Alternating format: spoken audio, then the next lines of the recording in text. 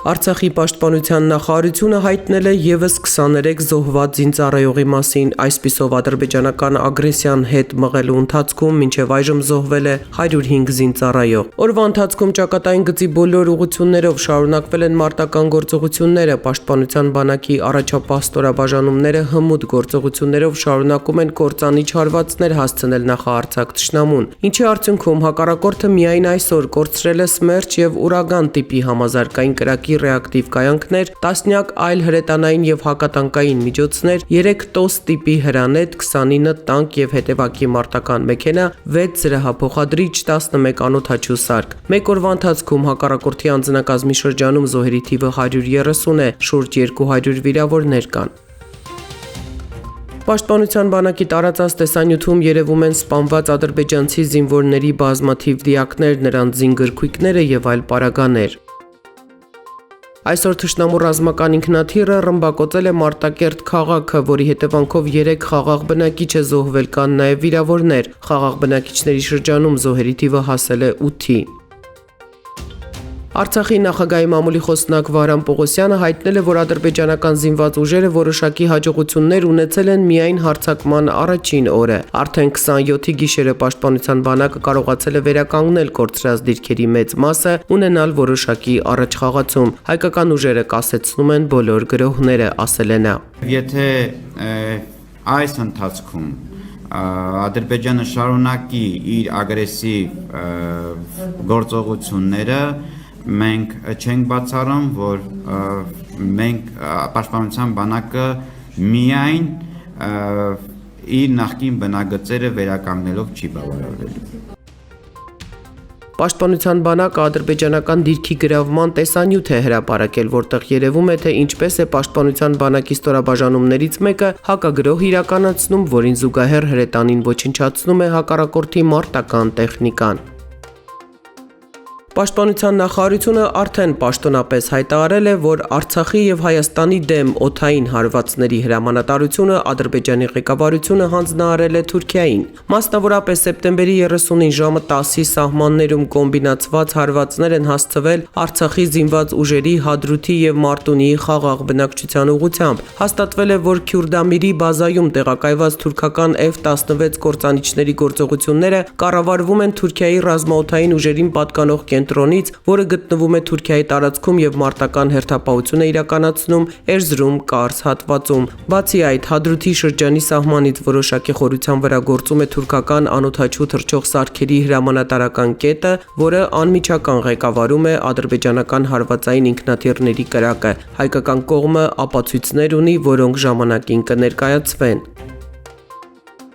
Երեկ երեկոյան Արցախի նախագահը տեսանյութ է հրապարակել, որը հպարտության ալիք է բարձրացրել հայ հանրության շրջանում։ Արեգ Հարությունյանը խորհրդակցություն է անցկացրել պաշտպանության բանակի կայացման ակունքներում կանգնած նախկին հրամանատարների մասնակցությամբ։ Այսօր հասական պահին նրանք իրենց միասնականությամբ եւ պաշտպանության բանակի հրամանատարությանը լիովին աջակցելու պատրաստակամությամբ բացառիկ օրինակ են ցույց տալիս աշխարհին, որ հայը անպարտելի է, որ հայ ժողովուրդը կարող է միայն հպարտանալ իր հերոս զավակներով։ Հաղթանակ անկասկած մերն է լինելու, գրել է նա։ Կադրերից երևում է, որ խորհրդակցությանը մասնակցել են Արցախի հերոս գեներալները Վիտալի Բալասանյանը, Արթուր Աղաբեկյանը, Արշավիր Ղարամյանը, Սեյրան Օհանյանը, Սամվել Բաբայանը, Լևոն Մնացականյանը, Մովսես Հակոբյանը։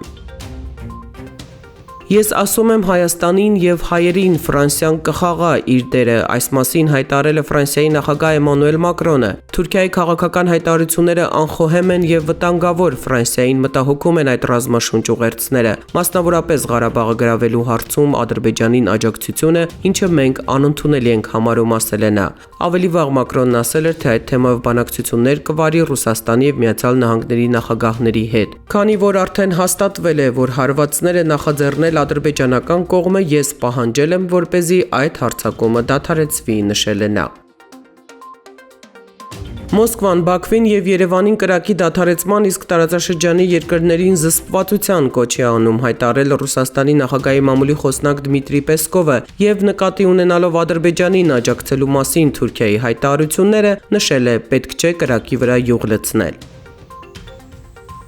ՄԱԿ-ի անվտանգության խորհուրդը Հայաստանին եւ Ադրբեջանին կոչ է արել անհապաղ դադարեցնել ռազմական գործողությունները։ Այս մասին լրագրողներին ասել է անվտանգության խորհրդի նախագահ Աբդու Աբարին երեքշաբթի տեղի ունեցած փակ խորհրդակցությունների արդյունքներով։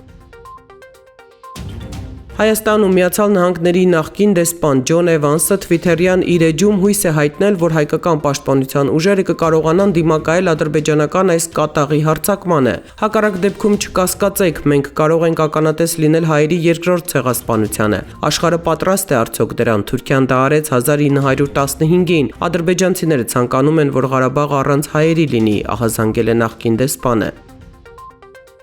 Հայաստանը մտադիր չէ դիմել հավաքական անվտանգության պայմանագրի կազմակերպությանը, հայտարարել է վարչապետ Նիկոլ Փաշինյանը Երևանում ռուս լրագրողների հետ հարցազրույցում։ Հայաստանի զինված ուժերը ունակ են պաշտպանել երկրի անվտանգությունը, մենք քննարկում ենք մեր անվտանգության ապահովման բոլոր հնարավորությունները, կախված իրավիճակից եւ ընդհանուր քաղաքական ենթատեքստից, ասել է վարչապետը։ Նրա խոսքով Թուրքիան անկայունություն է արտահանում տարածաշրջանի երկրներ։ Հայաստանի կառավարությունում սորոսականներ չկան, կան փաշինյանական Մեկ այլ հարցի արձագանքելով նշել է Փաշինյանը նաև հավաստիացրել, որ Ռուսաստանի եւ Հայաստանի հարաբերություններում ոչ մի բացասական բան տեղի չի ունեցել։ Փաշինյանը նաև ասել է Հայաստանը չի քննարկում Ղարաբաղյան հակամարտության գոտի միջազգային խաղաղապահներ մտցնելու հնարավորությունը։